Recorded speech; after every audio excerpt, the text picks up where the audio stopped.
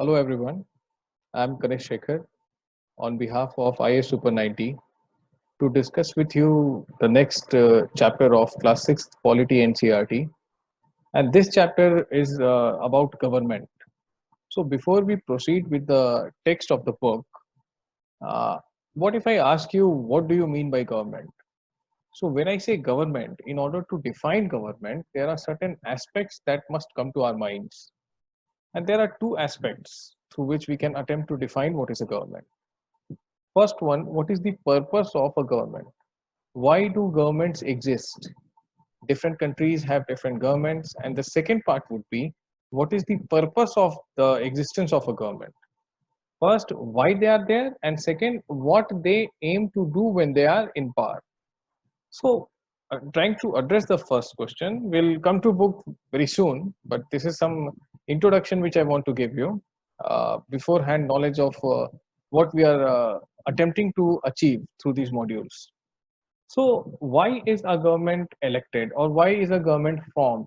It can be elected, it can be nominated. There are other methods that we will subsequently see in our sessions. Government is there to take decisions on behalf of us, on behalf of you and me. Why so? Because all of us cannot take decisions amongst us ourselves. And for a country like India, such a big country, such a multilingual and so much of diversity, which we have seen in the earlier chapter, it would be increasingly difficult if every individual starts taking his or her own decision for everything. So we outsource these decisions, and every country does that. In modern times, every country does that. Just that the form of government differs from one country to the other, though most of the countries in contemporary world are democratic. So what we do is that we outsource some of our decision making capacities, some of our decision making process to our governments. Now the second one is the function, which we shall see through this chapter. So let's begin this chapter.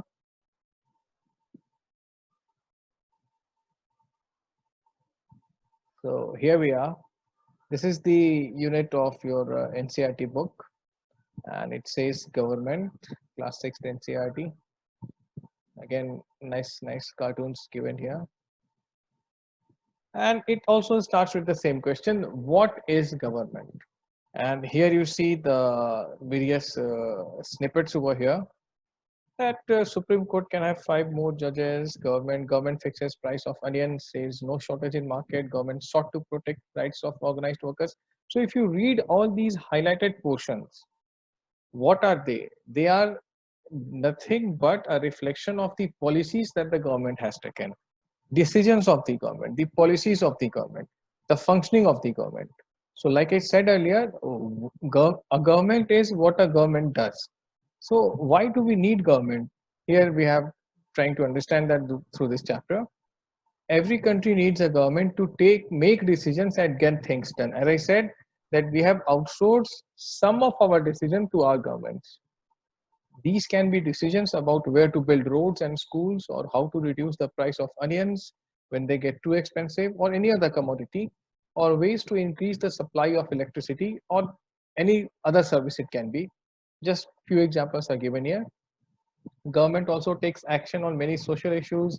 For example, it has several programs to help the poor. There is a more than a dozen poverty alleviation program that the current government is undertaking.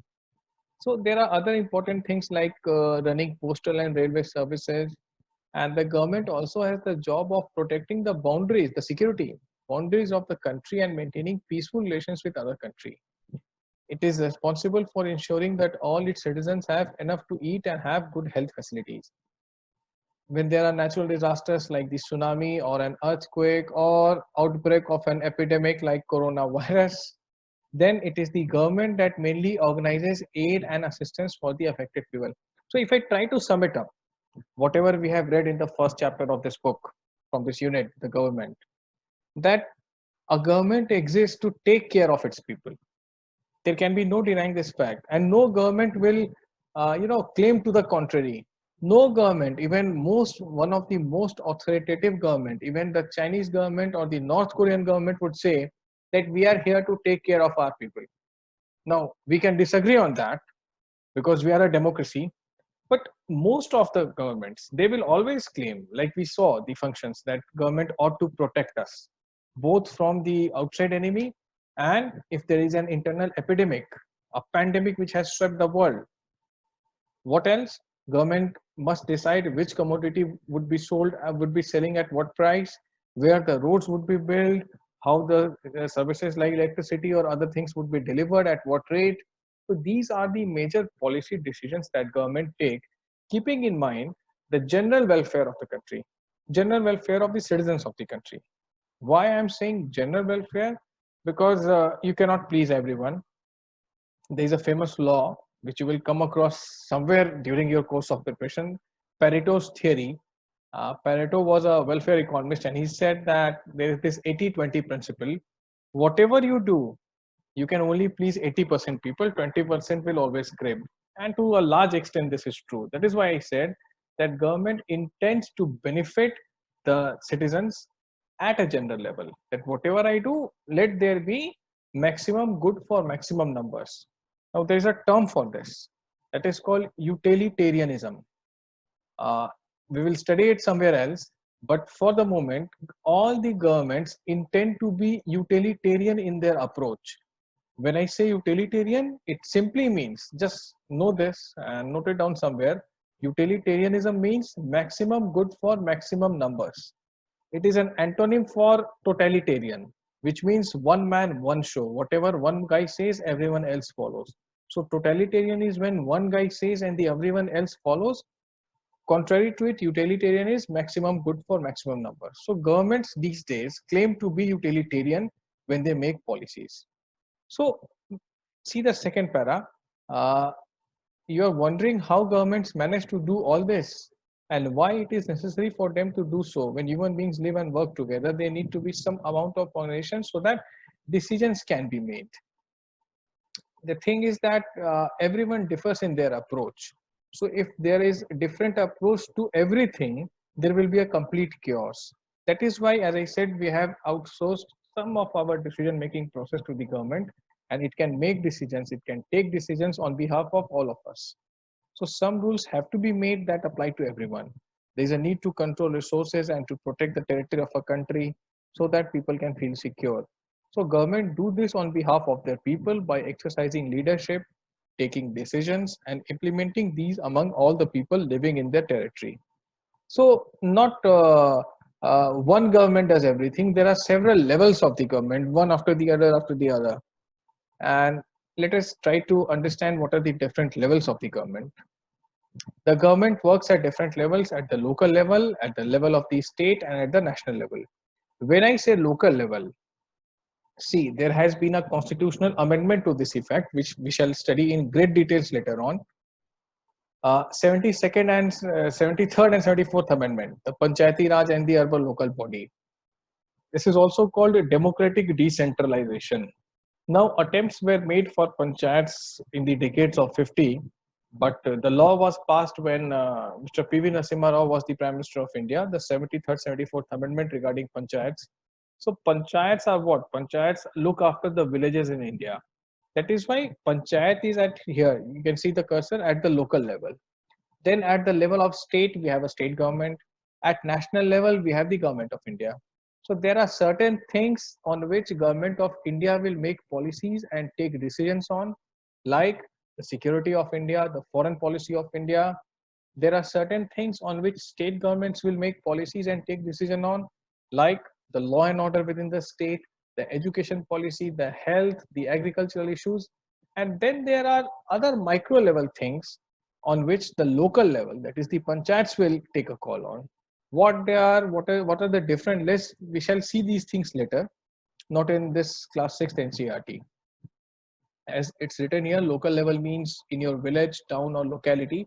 State would mean that which covers an entire state like Haryana, Assam, Andhra Pradesh, or Telangana. And national, of course, the entire country at the India level. So here's the map given of different states. You guys are here. I am here. So These are the different states. Currently, we have 28 states. Jammu Kashmir has been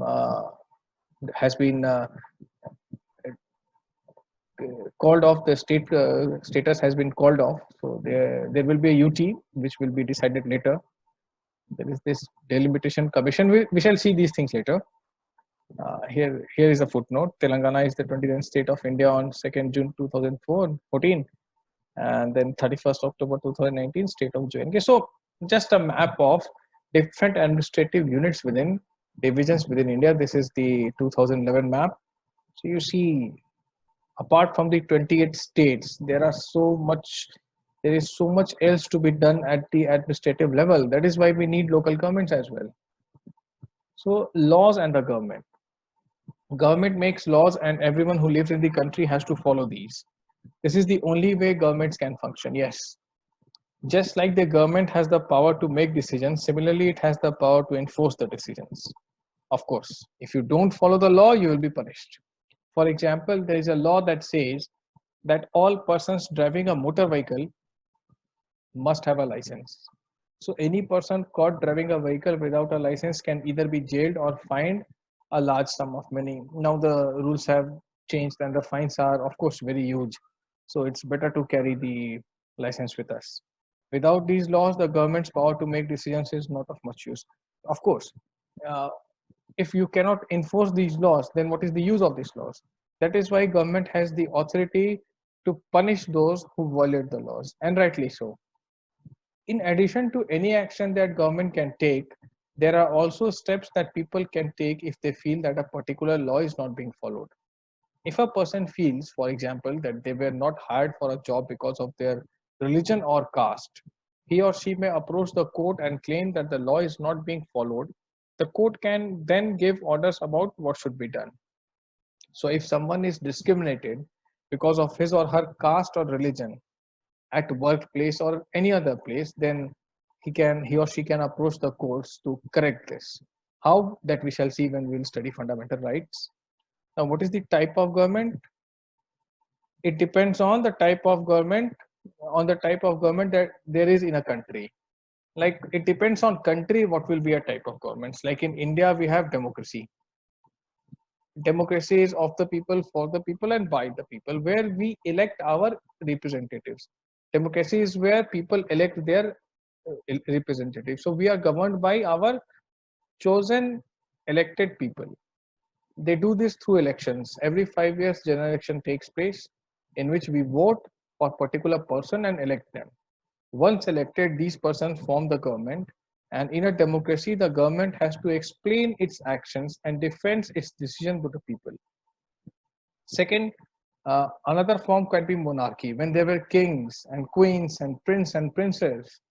Monarch, king or queen has the power to make decisions and run the government. Monarch may have a small group of people to discuss matter with, like the current prime minister has a council of ministers.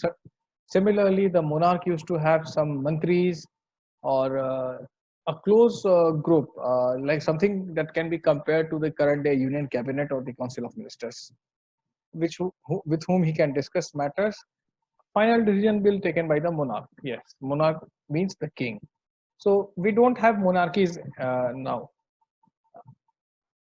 Some countries we have monarchs, like in England, there is queen, but that is constitutional monarchy. That's not absolute monarchy. Absolute monarchy was found in world during medieval times, in ancient times, when there were kings and they had the bucks used to stop at the monarch, at the king itself. Whatever he or she used to decide, that were the final words. Like the Louis XVI, famous. When you will study French Revolution, you will come across this person, and he said that I am the rules and my words are law. See, what is the authority that is emanating from these sentence? I am the rule and my words are law. Absolute monarchy. There is no redressal. There is no remedy available. Now we don't have that. Even in countries like England, which I said has a monarch, queen is there, or Saudi, Kingdom of Saudi Arabia, it is. They have a king, they have a prince. Bhutan, they have a king. But these are constitutional monarchs, which means that their power is limited by the constitution. of that very country. They are not absolute monarchs. Their power to function is limited by the constitution of that very country. So we shall see these things later on. So unlike monarchy, in democracy, kings and queens do not have to explain their action or defend their decisions that they take. Currently, whatever the government of India does or the government of a particular state does, they are answerable to the people. They have to justify that. So if government brings a particular law, government has to say that why we are bringing this law. Or if government scraps a particular law, a particular law is done away with, then government has to say that this is an irrelevant law, that is why we are getting rid of it. They have to explain this to people. A monarch has to explain no one, not the constitutional monarch of current times, but the absolute monarchs of medieval and ancient times. They were not answerable. Okay, they could do and get away with anything. That is why democracy is always preferable than monarchy. Let us see ahead what the chapter says. There are a few small questions. Democratic government. India is a democracy. This achievement is the result of a long and eventful struggle of the Indian people. There are other places in the world where people have also struggled to have democracies. You now know that the main feature of a democracy is that the people have the power to elect their leaders. This is the greatest part, that we choose who will lead us, who will rule over us. So in a sense, a democracy is ruled by the people. The basic idea is that people rule themselves by participating in the making of these rules. Democratic governments in our times are usually referred to as representative democracies because these people are representing us. That is why it is called representative democracy. Here in representative democracies, people do not participate directly. We are not making all decisions for ourselves, but the governments are. But instead choose their representatives through an election process. So whenever general election happens in India, entire India is divided into 543 seats, the Lok Sabha. Okay, and every seat, like in Delhi where I am right now, there are 7 Lok Sabha seats. So people of Delhi will be represented by these 7 people in the Parliament of India. Something similar applies to your city, Hyderabad. It has an MP. So on behalf of the entire people of Hyderabad, the MP of Hyderabad will be sitting in the Parliament of India and taking decisions along with other 542 members. Okay, so here we have elected our representatives who will take decisions on our behalf. These representatives meet and they make this is the election process given. They make decisions for the entire population, as I said. These days, a government cannot call itself democratic unless it allows what it is known as universal adult franchise. Now, let us try to understand this term. It simply means anyone who is 18 years and above has a vote. Now, India did this in the first election itself of free India in 1951 and 52. The first election to independent India were conducted, and India granted universal adult franchise. That is, anyone who is 18 and above can cast his vote or her vote. Now, why is it called so? Because it is universal. It applies to everyone, adult, to all people. It does not matter whether you are 18 or 81. It does not matter whether you are illiterate or a PhD. Does not matter which caste you belong to, does not matter which religion you belong to, which region you belong to, your economic status. Nothing matters. The very fact that you are an adult and a citizen of this country, you have one vote, irrespective of any of your credential. This is called universal adult franchise. European countries and USA took approximately more than 100 years to grant this universal adult franchise to its citizens. We did it in the first election year in 1951-52. So see, those democracies who claim to be older than in modern times than India, they took so much time to evolve this very process, universal adult franchise. On the contrary, India granted this universal adult franchise to its citizens right in the first elections, 1951 and 52. And irrespective of whatever your credentials are, you have one vote. This is what it implies. It's not always like that. Can you believe that there was a time when governments did not allow women and poor to participate? And that's why just now I said that USA and Europe did not allow this. In their earliest form, government only allowed only men who owned property and were educated. Not all men who were having some privilege, who owned property and were educated to vote. So the women, the poor, the propertyless, and the uneducated were not allowed to vote. They were just disenfranchised. There was no universal adult franchise, and the country was governed by the rules and regulation that these few men made. Of course, not everyone is being elected, so a particular group is being elected, and that particular group will work for particular section of people.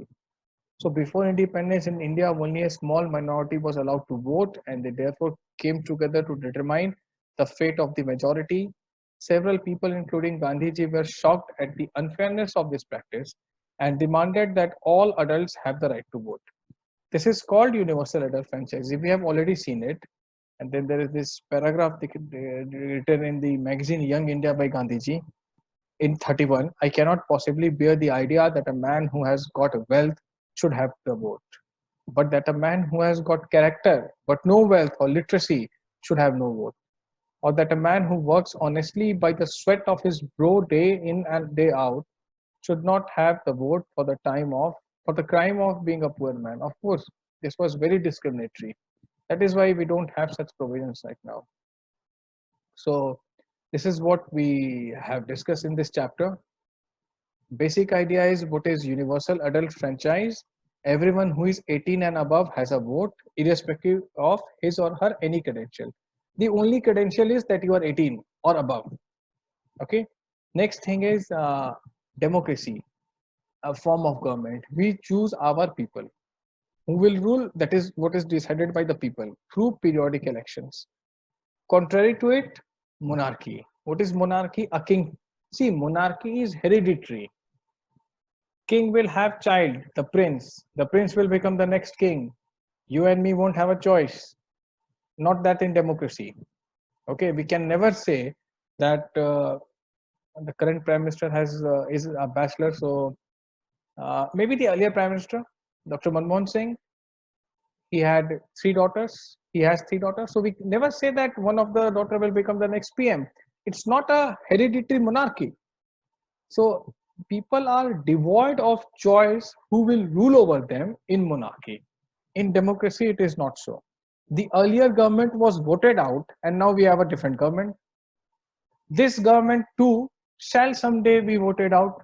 Maybe the prime minister will change, right? So this is how democracies elect their right, exercise their right to elect people. No other form of government allows this, and monarchy absolutely does not allow that, because you have a hereditary monarchies function on what is called blue blood. Blue blood means not that the color of their blood is blue, it means royal blood. Whenever we hear blue blood, it means royal blood. So the royal blood lineage will continue further. Like you see, I told you about Louis XVI in France, Bourbon dynasty. Now see, he was 16th, which means there would have been 15 Louis. So a gradual succession was followed. So this chapter deals with only two forms of government, so I'll not go into the other forms. We shall see those things in due course of time. So I hope you understood. If there is an issue, please let me know. Wish you all a very happy studying module from us. Take good care. Bye.